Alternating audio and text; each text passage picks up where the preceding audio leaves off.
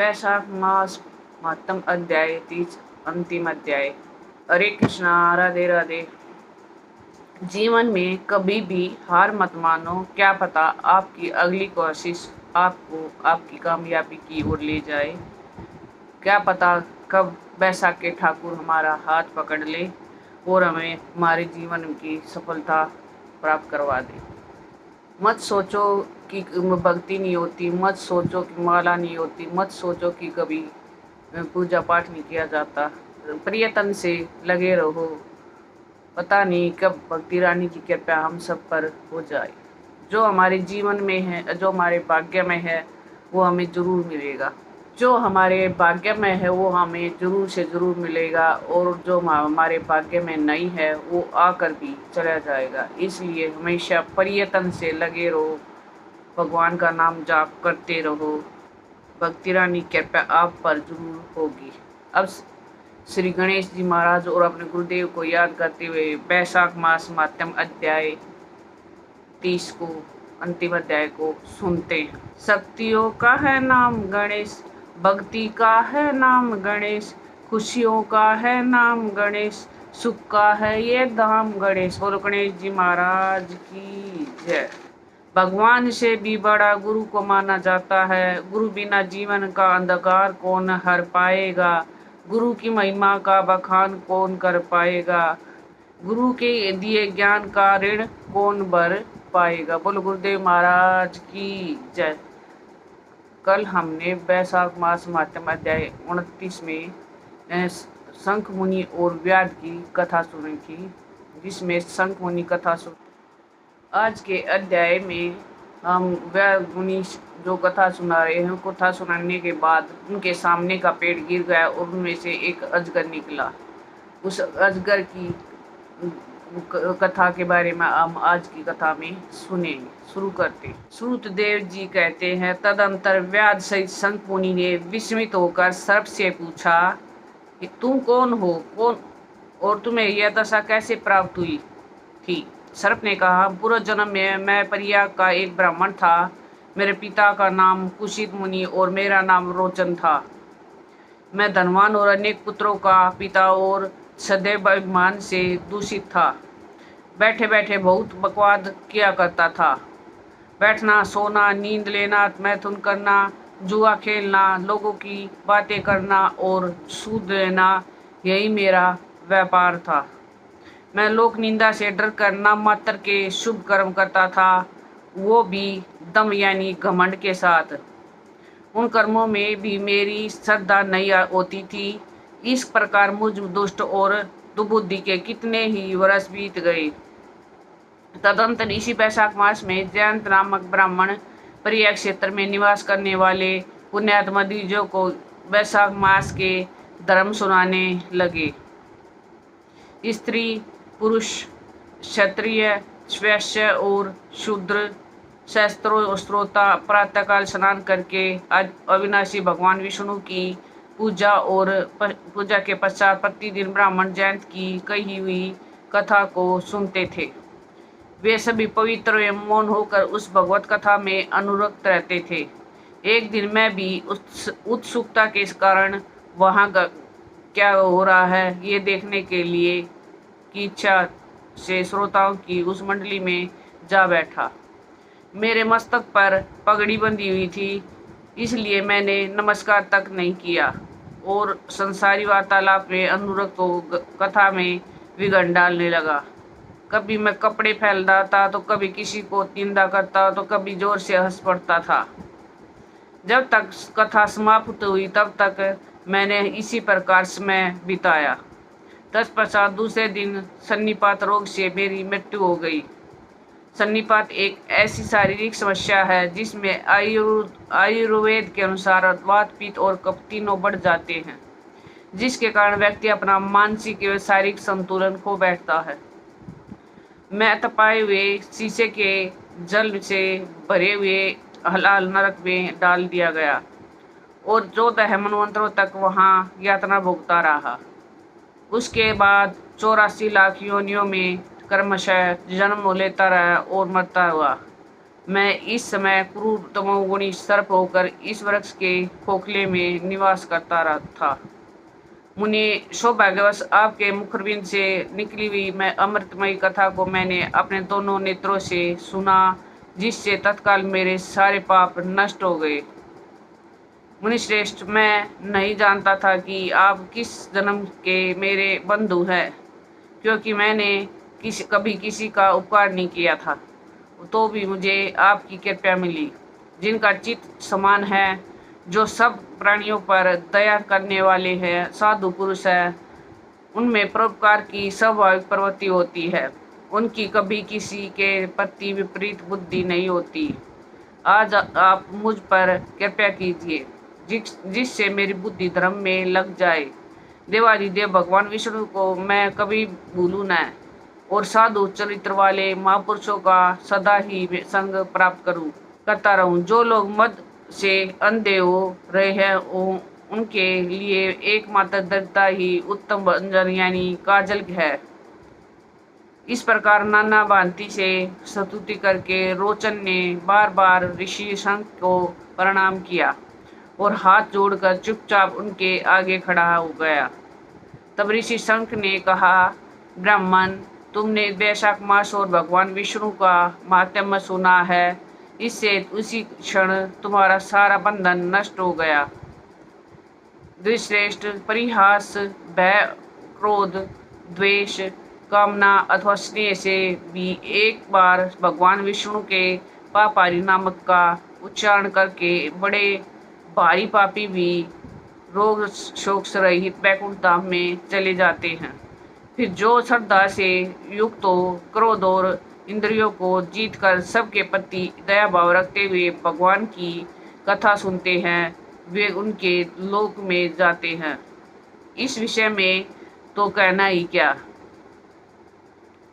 कितने ही मनुष्य केवल भक्ति के बल से एकमात्र भगवान की कथा वार्ता में तत्पर हो, अन्य सब धर्मों का त्याग कर देने पर भी भगवान विष्णु के परम पद को पा रहे हैं। फिर जो श्रद्धा से युक्त, जो क्रोध और इंद्रियों को जीतकर परम पद पा लेते हैं, भक्ति से अथवा द्वेष आदि से भी जो कोई भगवान की भक्ति करते हैं, वे भी प्राण हरिणी पूतना की भांति परम पद को प्राप्त होते हैं। सदा महात्मा पुरुषों का संग और उन्हीं के विषय में बात करनी चाहिए।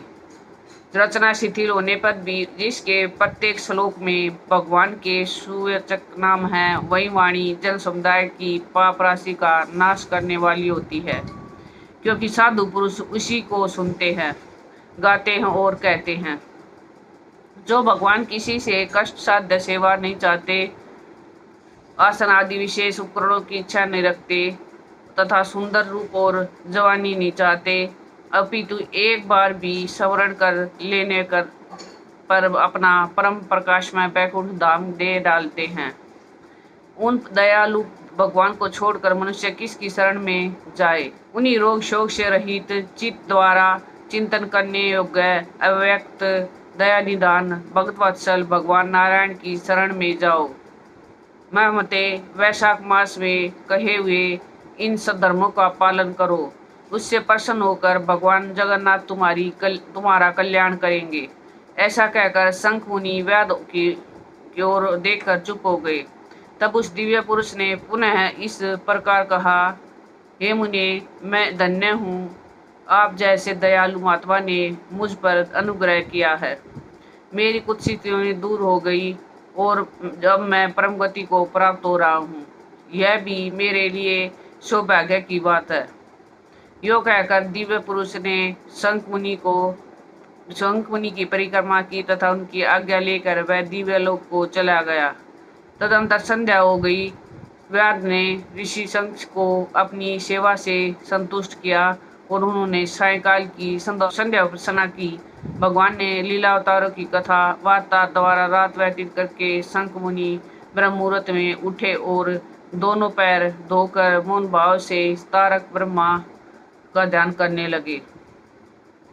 तत्पश्चात शौचादि की क्रिया से निवृत्त होकर वैशाख मास से सूर्योदय से पहले स्नान किया और संध्या तर्पण आदि सब कर्म समाप्त करके उन्होंने हर्षयुक्त हृदय से व्याध को बुलाकर उसे राम इस 2 अक्षर वाले नाम का उपदेश दिया, जो वेद से भी अधिक शुभकारक है। उपदेश देकर इस प्रकार कहा, भगवान विष्णु का एक एक नाम भी संपूर्ण वेदों से अधिक महत्वशाली माना गया है। ऐसे अनंत नामों का अधिक है भगवान विष्णु का सहस्त्र नाम, उस सहस्त्र नाम के समान राम राम माना गया है। इसलिए व्याध तुम निरंतर राम राम का नाम जप करो और मृत्यु पर्यंत मेरे बताए हुए धर्मों का पालन करते रहो। इस धर्म के प्रभाव से तुम्हारा वाल्मीकि में दूसरा जन्म होगा और तुम इस पृथ्वी पर वाल्मीकि ऋषि के नाम से प्रसिद्ध होगे। व्याध को ऐसा आदेश देकर मुनिवर शंख ने दक्षिण दिशा को प्रस्थान किया। व्याध ने भी शंखमुनि की परिक्रमा करके बार बार उनके चरणों में प्रणाम किया और जब तक दिखाई दिए तब तक वह उन्हीं की ओर देखता रहा। फिर उसने अति योग्य वैशाखोक्त धर्मों का पालन किया। जंगली कैथ, कटहल, जामुन और आम आदि के फलों से राह चलने वाले थके मांदे पथिकों को वह भोजन कराता था। जूता, चंदन, छाता, पंख आदि के द्वारा तथा बालू के बिछावन और छाया आदि की व्यवस्था से पथिकों के परिश्रम और पसीने का निवारण करता था। प्रातः काल स्नान करके दिन रात राम का नाम जप करता था। इस प्रकार धर्मानुष्ठान करके वह दूसरे जन्म में वाल्मीकि का पुत्र हुआ। उस समय वह महायशस्वी वाल्मीकि के नाम से विख्यात हुआ। उन्हीं वाल्मीकि जी ने अपने मनोहर प्रबंध रचना द्वारा संसार में दिव्य राम कथा को प्रकाशित किया था, जो समस्त कर्म बंधनों का उच्छेद करने वाली है। सूर्यदेव जी बोले, मिथिलापते देखो वैशाख का माध्यम कैसा ऐश्वर्य प्रदान करने वाला है, जिससे एक व्याध भी परम दुर्लभ ऋषि भाव को प्राप्त हो गया। वैशाख मास में व्याध के सिर्फ जूता दान करने से दुर्लभ ऋषि तो प्राप्त हुआ। यह रोमांचकारी उपाख्यान सब पापों का नाश करने वाला है। जो इसे सुनता है और सुनाता है वह पुण्य माता के स्तन का दूध पीने वाला नहीं होता। उसे मोक्ष प्राप्त होकर उसका संसार में फिर नहीं दोबारा नहीं आता। इस महात्मा को पूरी रीति से वर्णन करने की सामर्थ्य तो ब्रह्मा जी की भी नहीं है। पहले कैलाश शिखर पर बैठकर पार्वती जी ने महादेव जी से पूछा, तब महादेव जी ने 100 वर्ष तक यही कथा कहते रहे और तब पूरी नहीं हुई। तब असमर्थ हो चुप हो गए। वैशाख मास के उत्तम महात्मा का पूरा वर्णन रोग शोक से रहित जगदीश्वर भगवान नारायण के सिवा दूसरा कौन कर सकता है। पहले सब ऋषियों ने मनुष्यों के हित कामना से थोड़ा वैशाख मात्रा वर्णन किया, परंतु हे राजन, किसी ने अंत नहीं पाया। असमर्थ होकर जब सब बैठ गए, तुम भी वैशाख मास में दान आदि उत्तम कर्म का अनुष्ठान करो। इस निश्चय से ही तुम भोग और मोक्ष को प्राप्ति करोगे। इस प्रकार मिथिलापति जनक को उपदेश देकर सुखदेव जी ने उनकी अनुमति ले वहां से जाने का विचार किया। वस्त्र, आभूषण, गो, भूमि, तिल और सुवर्ण आदि से उनकी पूजा और वंदना करके राजा ने उनकी परिक्रमा की। तत्पश्चात उनसे विदा हो महायशस्वी सूर्यदेव जी संतुष्ट हो प्रसन्नतापूर्वक वहां से अपने स्थान को चले गए। राजा ने वैशाख धर्म का पालन करके मोक्ष प्राप्त किया। इतनी कथा कहने के बाद नारद जी कहते हैं, हे राजा अम्बरीश, यह उत्तम उपाख्यान मैंने तुम्हें सुनाया है, जो कि सब पापों का नाशक तथा संपूर्ण संपत्तियों को देने वाला है। इससे मनुष्य मुक्ति, भुक्ति, ज्ञान एवं मोक्ष पाता है। नारद जी का यह वचन सुनकर महायशस्वी राजा अम्बरीश मन ही मन बहुत प्रसन्न हुए।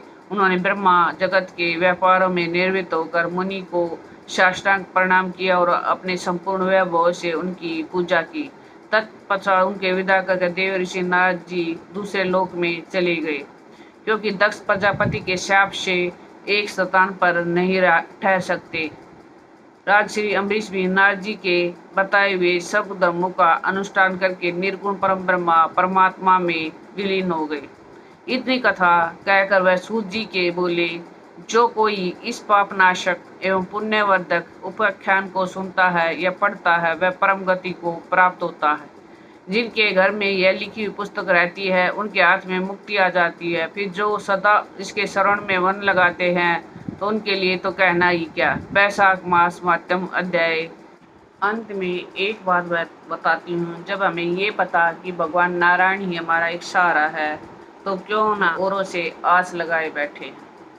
ये पृथ्वी दुखालय यानी मृत्यु लोक है। बस हमारे सत्कर्म ही हमारे साथ जाएंगे, बाकी सब यही रह जाएंगे। याद रखो, तुम नहीं थे तब भी ये दुनिया थी, और तुम नहीं रहोगे तब भी ये दुनिया होगी। तुम हो तब भी ये दुनिया है। इसलिए हमें सत्कर्म ही करने चाहिए। लेकिन हम मनुष्य क्या करते हैं कि बाकी सबको तो देखते हैं पर अपने कर्मों पर ध्यान नहीं देते। अभी भी समय है, जाग जाओ। ठाकुर जी की बड़ी कृपा है जो ये वैशाख क्या मास मातम आप सुन पा रहे हो। कलयुग में मुक्ति पाना बड़ा आसान है, क्योंकि शास्त्रों में भी कहा गया है कलयुग केवल नाम ना तारा। इसलिए हमें ज़्यादा से ज़्यादा नाम जाप करना चाहिए। नाम जाप करके हम भक्ति मुक्ति शक्ति सब कुछ पा सकते हैं। इसलिए प्रेम से, मन से, भाव से हर समय नाम जाप करते रहो। हरे कृष्णा कृष्णा कृष्णा हरे हरे, हरे Ram Ram Ram Hare Hare. Please in video को ज़्यादा से ज़्यादा शेयर कीजिए, अपने शास्त्रों का ज़्यादा से ज़्यादा प्रचार कीजिए। ये भी एक सेवा है। राधे राधे।